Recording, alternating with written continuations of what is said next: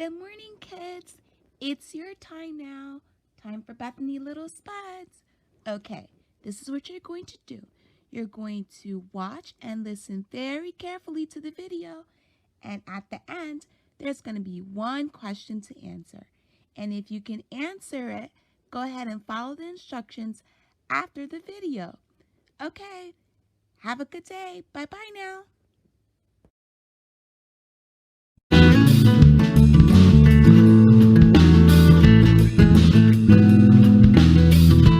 Hi everyone, it's Aunt Fernita. Today's story is called Nehemiah, God's Builder. The memory verse is from Nehemiah chapter 2, verse 8. It says, "The gracious hand of my God was upon me." Today's message is God gives me the grace and power to do His will. How come the pastor is always asking for money? Jessica wanted to know. Because our church family has outgrown its old church and we need a new one, answered Dad. It takes money and a lot of people willing to help build, he explained. It reminds me of Nehemiah rebuilding Jerusalem's walls.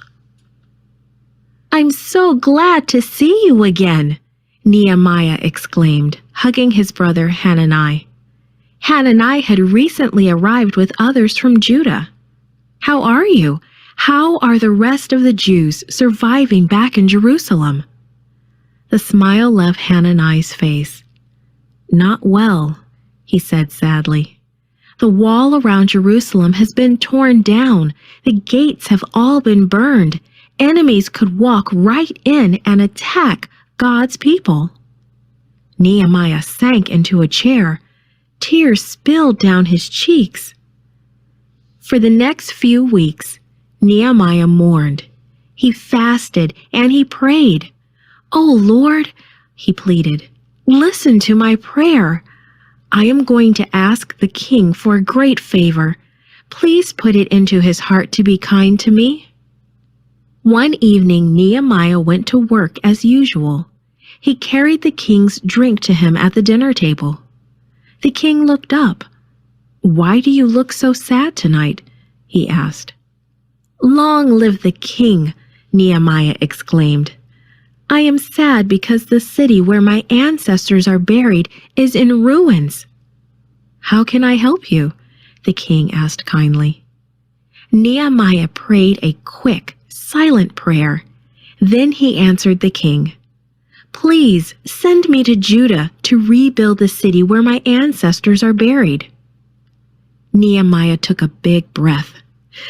He had more to ask. "O king, please give me a letter to the manager of your forest. Tell him to give me wood so I can build. I will rebuild the city gates and the walls and a house for myself."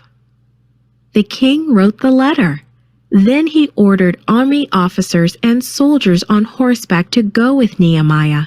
They would protect him on the long, long journey to Jerusalem. Finally, Nehemiah reached Jerusalem. After staying there for 3 days, he rode his donkey around at night to look at the damage. He found that he couldn't even ride through some of the gates into the city. They were plugged with big rocks that had been part of the wall.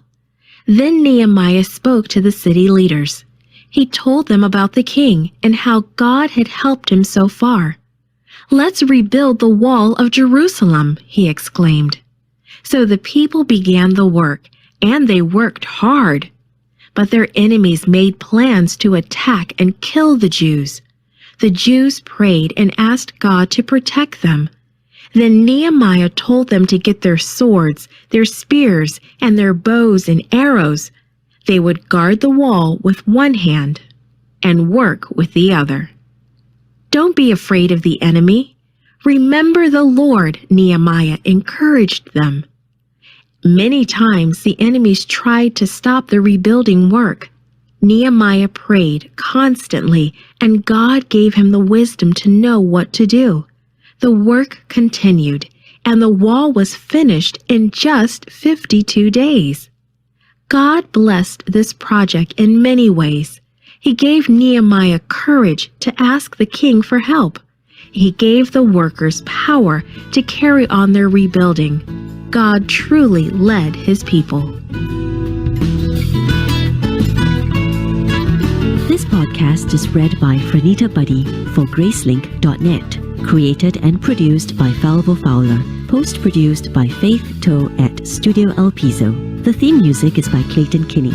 Animation and artwork by Giogo Godoy. The audio engineer was Karel Holness. For more information, please visit Gracelink.net. Nehemiah, God's builder. According to the video clip, in how many days was the wall of Jerusalem rebuilt?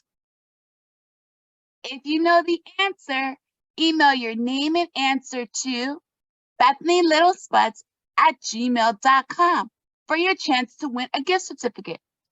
Okay, have a good day. Goodbye now.